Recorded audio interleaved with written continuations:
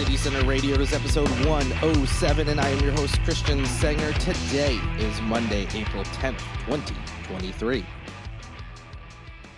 Hope you all had a good weekend. It was a little overcast most of the weekend. Sunday, getting a little better, but some rain, not a whole lot of sunshine, but hopefully you all had a good time regardless, and hopefully you will also have a good week. Got a lot to talk about, so let's get into it. The big story, of course, happened on Friday evening. At around 5:20 p.m., gunfire erupted on the beach at Isle of Palms. This occurred during what is known as Senior Skip Day, where a few high schools in the area, the seniors, skip. This is not a new concept. I'm sure you're aware of it. There's a designated day towards the end of the year where the seniors will skip. A lot of times it's, done after prom or, whatever it may be. It's different across the country. But that's what it appears to be revolving around, a big group of high school students. So we're talking teenagers gathered on the beach this past Friday. Gunfire erupts after some fights had broken out, and 6 people ended up wounded. And in the end, as of this recording, I should say, we don't know how it will end, but 2 people have been charged with unlawful possession of guns. But as of recording, there has not been an indication of who the shooter or shooters were. We'll get into that more here in a moment. So yes, police are still investigating this. I'll have some phone numbers for you to call, ways to contact police if you have any information on this scary situation. They're definitely looking for not just, if you have information, but also video, as some have circulated on social media. Perhaps someone else has taken some video. They're looking for stuff like that as well. Isle of Palms Police Chief Kevin Cornett said during a news conference the next day that police arrested and charged a 16-year-old with possessing a stolen firearm and unlawfully carrying it. He said police are still investigating whether the juvenile was involved in the shooting itself. Additionally, an 18-year-old was arrested on a charge of unlawful possession of a firearm in a municipal parking lot. Same story with that teenager. They don't know if that person was the actual shooter or not. So still waiting for that to be unraveled and some of the other details to be worked out. But that's where we're at right now. The 6 people that suffered injuries, thankfully, were non-life threatening. Some were taken to the hospital by ambulance, while others transported themselves. And almost all of them have been released. At this recording, 1 person is still in the hospital, but expected to recover. All the victims, save for 1, were in their teens. The one outlier was someone in their mid-30s, wasn't involved in the fights or anything, was just a bystander who ended up having an injury because of the shooting. Charleston County Sheriff Kristen Graziano said that most of the people her office spoke with on Friday after the shooting did not cooperate, so that is causing problems with this investigation. She has implored families, school officials, and others to reach out if they knew who participated in this shooting. So anyone who does have related information is encouraged to contact the Isle of Palms Police Department at 843-886-6522 or Low Country Crime Stoppers at 832-554-1111. If they wish to remain anonymous, you can do so. So some other background based on videos I've seen and some of the other articles that were out there. Yes, it was Senior Skip Day. It appears to be a large group of high school students. We don't have a ton of details of what high schools, how many different ones, but for whatever reason, some fights had broken out. Now, police had said that they already were expecting, bigger crowds. Spring break is starting, so they had up their a number of police in the area, their patrols. And then when they heard about these Senior Skip Days, they decided, hey, we should probably have some more police on site just in case there's going to be a lot more people than normal here. So they already increased the police presence. The whole good guys with guns thing. They were there. And from what I've seen and read, they did a really good job as far as trying to break up fights, because there were some, like fist fights, shoving and things like that. I've seen one video of one of those fights. And so they responded. They were, they had, like I said, there was more police than normal there. They were expecting this, meaning crowds, not violence necessarily. Just as a precaution, they had people there. They were breaking up fights. They had, detained or arrested some folks related to the fighting. And then after, after a little while, there was a handful of fights. That's when the gunfire broke out. Thankfully, as I said, non-life threatening injuries. This could have been a lot worse. But a lot of the things that people always say will stop gun violence were in place. Good guys with guns, police in the area, and it still happened. Would it have been worse if they weren't there? Yeah, possibly. But the bottom line is it still occurred despite the fact that police were there. A bunch of good guys with guns who were visible did not deter this person from, or persons from carrying out a shooting. So that's one thing to kind of put to bed right now as far as this is concerned. And this is a mass shooting. I know we tend to think of these things as, at schools or, unfortunately, so many other things now, church, concerts, whatever it may be. But 6 people were injured. Depending on where you look for statistics, some say a mass shooting is 3 or more, some say it's 4 or more victims. They don't have to die, just be shot. So this is another mass shooting in the Charleston area. Certainly concerning. We already have plenty of violence, period, but gun violence in this area, this state, this country, as we've mentioned over and over again. This country has a problem with violence, specifically gun violence. Things are only going to get worse, as we've talked about in this podcast, as permitless carry is continuing to push through the South Carolina legislature. This means people would not have to have things like basic safety training, and they also wouldn't have to have any kind of permit. Basically, give me a gun, cool, as long as you're not like a felon, and the couple of, very, very few restrictions we have in place. It's going to be even easier for people to get guns. Now, that's not just chicken little, the sky is falling, as I've said in the past. This is backed up by data, and if you're interested in that data, I will have it in the show notes. That states that pass permitless carry or weaken their, gun laws where it makes it easier for people to get guns in some fashion, violent crime goes up in general. No surprise, specifically violent crime involving guns goes up, murder goes up. Those studies did, at least I didn't dive super deep into all of them that I put in the show notes, but the handful that I did, they did try to explain this data by also looking at what the projected crime would have been. So yes, they didn't just go, oh, crime went up. And, because I've seen some people go, well, isn't crime going up everywhere in the United States? Oh, well, and people want to blame mental health. Well, have they looked into the medications? Okay. Putting all that aside is kind of silly in general, but just in case, yes, these studies did look at projections based on historical models, what they expected the crime rate to be if permitless carry had not been passed. So they did factor that in. Is it perfect? Of course not. There's no way to know for sure what the violent crime would have been for something that didn't happen. So they have to do their best with historical data and trends throughout the country. So using that, it shows that when you have permitless carry, violence goes up, gun violence goes up, murders go up. That is why I'm saying it's going to get a lot less safe. And yes, I know from my weekend of Twitter replies, the same old tired things are being trotted out by people. The whole guns don't kill people, people kill people. Yet no kidding. But what do people continually choose as a weapon to kill people? A gun. Why do they choose a gun? It's relatively easy to get. It's more deadly than any other legal weapon you can purchase, say like a knife. It's more efficient in killing people. It kills people faster and more people, greater numbers of people faster than any other weapon. Why do you think at school shootings, when they have guns, they kill so many people quickly in comparison to, say, someone who tried to do a knife attack on multiple people? That is why it's constantly chosen.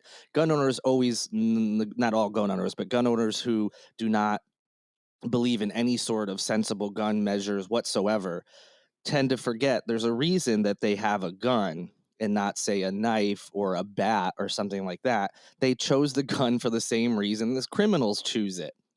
It's going to defend your family, your property better than any other weapon's going to. Why is that? It's more deadly. You can kill people easier with it than other weapons. And people know that. So if your house is being broken into, even just seeing a gun, someone may take off. You don't have to even use it. Why did you choose that gun? Exactly. So we've had that. Even more concerning, besides those tired tropes that you hear all the time, also is the criminals don't follow laws, so why make more laws? That argument means, oh, then why have laws at all? If criminals don't follow laws, why do we even have them? It's a ridiculous argument. If you have harsher penalties, if you take out loopholes in laws, it's going to bring the crime down. Will it solve it? Of course not. There is always going to be violent crime. There's always going to be someone who can legally get a gun, who has never done any other crimes in their life, and will carry out a shooting in some capacity. It's always going to happen, or someone who shouldn't have a gun is going to steal one, which is why we should have things like safe storage laws. And yes, I know that even with those laws, that also is not going to stop every single shooting ever. Although that would be amazing. The goal isn't to stop them all, because you can't. The goal is to lower them. So the whole laws thing doesn't make sense. But the other very upsetting thing that I saw, just like after the Nashville shooting, people tried to take the focus away from the gun violence and what had happened there, to trying to pin it on the fact that the shooter was apparently transgender. And then trying to say, like, well, now that's a couple transgender people who've carried out mass shootings, obviously ignoring the breadth of data and stories that we all know from the past that were not carried out by trans people. The vast majority of mass shootings are not carried out by transgender people, but they tried to do that as that is the boogeyman right now. Well, they couldn't really do that in this instance because there were no reports of these people's gender. And so they had to try to shift the focus somewhere else. So what did they do? They saw the video where the vast majority of the kids in the video were black. So that's where they went. They now had to switch from their bigotry towards trans or LGBTQ people to just blatant racism. Like, look at my mentions on Twitter in relation to this story. You'd be shocked at some of the veiled and not at all veiled racism regarding the shooting. So now here in Charleston, in the Charleston area, that's where they're trying to shift the focus. I've got a bunch of comments of people saying things like, oh, this is because of the breakdown of the nuclear family. These kids are probably in homes with only one parent. They don't have good values. It's probably rap music and glorifying violence in rap music in that community. Just stuff like that, which again just ignores all the other situations that have happened previous to this. And also, you're making assumptions on something where we don't have any of the actual information yet. And yes, a lot of it is just veiled racism. And like I said, there was a couple comments that were just clear as day. And that was just my mentions. I know that that stuff was going on. If you look at the Facebook comments of any of the local news organizations, the same crap's in there. It couldn't possibly be the guns. It's always got to be something else. Well, I thought it was trans people. Oh, well, now it's the black community. Like, it's just unbelievable to me. You want to defend gun rights and all that? Fine, that's fine. Don't turn it into a bigotry and racism thing. That's not helping your cause, and it just makes us more divided. It makes things worse. It's really disgusting, some of the things I saw. So yeah, putting that aside, happy the victims all had non-life-threatening injuries. Hopefully, the trauma that all those kids experience, whether they're injured or not, hopefully they get through all that okay. And hopefully we don't see a repeat of this incident. As more information comes out, I will be sure to update you all. All right, a couple quick stories to end this episode. The South Carolina House of Representatives passed a bill that will provide a tax rebate for films and television shows that are filmed in the state. The bill passed in the House on April 5th in a 77-20 vote. During a debate on the bill, State Representative Josiah Magnuson, who is one of my most favorite, super unserious politicians we have in the state, voiced objection to the HBO series The Righteous Gemstones, which is filmed in the Charleston area. For those who don't know, The Righteous Gemstones is a TV series, that has had, I think, 3 seasons now and a fourth coming. Maybe it's 2 seasons and a third coming. Apologies for forgetting. That was created by Danny McBride and has been a hit for HBO. Magnuson takes exception to the series because it mocks televangelists and Christian preachers. He did say it is a fictional story about exposing lewd behavior in a family of Christians. So that was his big gripe with it, although he's tried to backtrack now and say, oh, I don't care if it was their films or movies praising Jesus. I don't think we should be giving tax cuts to film production companies. So he's trying to do that, but obviously, if you've seen the video on the floor, his biggest gripe was that it was mocking Christians, and I get that. I get not liking something that maybe mocks, who you are or your religion. But if it's, a comedy series that isn't mocking the entirety, especially if it's not making a mockery of the entirety of your religion, but specifically, a very specific type of person in that community, like just have a sense of humor and let it go. And if you still don't like it, just don't watch it. So anyway, that's a whole other thing. I know we're going to talk about Magnuson many, many times. He is truly something in the state house. And of course, he's part of the South Carolina Freedom Caucus, who seems to oppose a lot of freedoms, like what books you can read or what can be taught in schools, what you should watch on TV. In any event, the bill will now advance to the South Carolina Senate, where hopefully it'll get approved. I say that because, yes, of course, it's fun to have TV shows and films, um, you know, being produced down here in the Charleston area. It's cool to see things, like whether it's people or restaurants or whatever is in the background of the show, and recognizing, hey, that's, such and such place in Charleston, or oh, hey, that's out in Somerville, or what. Yeah, of course, that's fun. Seeing celebrities in town is fun, but there's actually a reason for these tax breaks for them. it there's been reports that the amount of money it brings to the South Carolina economy more than makes up for those tax breaks. They're bringing jobs here. They hire a lot of people who live in town instead of, like, bringing in people from, say, Hollywood or even Atlanta, which is nearby. They can actually produce jobs for South Carolinians, and has helped certain industries here that produce things for television shows and do work on movies. So it's a good thing that this is passing. It brings more money to the state and more, and offsets those tax breaks. So it's a net positive. So again, showing what Magnuson was really upset about. He just didn't like that it was mocking his religion. And again, I get that. You don't have to like it, but don't oppose tax breaks for it on that.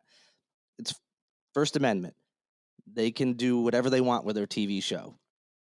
And don't pretend you're opposing it because you don't think you should be giving tax breaks for something that makes way more money on the back end.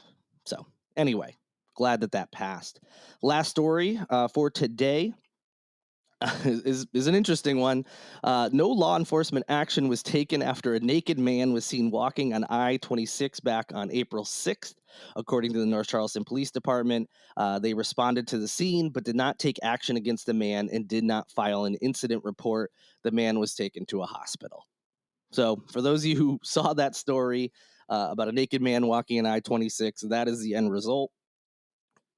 I'm guessing here completely, but based on the way this is written and the way the police have explained it, my assumption is that number one, there was no ill intent by this man, and perhaps he was having some kind of mental issue. Um, that would explain why they were brought to the hospital, not jail, and why they were not going to have any kind of charges against them. And you know what? I know I don't know all the details, and I'm just making an assumption here. But if that is the case, I do think that's great. If this person is having a mental issue, they should be in a hospital, not put in jail where things could get worse. Not saying this man should be walking around naked on the highway, but I think it's okay if someone is having a mental issue of some kind and is struggling with mental health. They should be somewhere where they can be treated and not where they could potentially get worse, which we see time and time again in jail. So again, maybe some details will come out later, which would change that. But based on the limited information we have and what I'm trying to, infer from what they're saying, seems like they did the right thing in that scenario. We'll have plenty more to talk about on Wednesday when I return with the next episode. Thank you so much for listening. Be sure to rate, review, subscribe, all that good stuff on whatever streaming platform you're listening to. You can also go to patreon.com/Holy City Center to support the website, the podcast, and everything else I do. You can also go to holycitycenter.com/shop to pick up some merchandise. That also helps out. And yes, just keep on listening. I really appreciate it. Big thank you to Lindsay Marie Collins, who produces each and every episode of Holy City Center Radio, and to Tyler Boone, whose music you hear in each episode as well. Until Wednesday, good night. Good luck.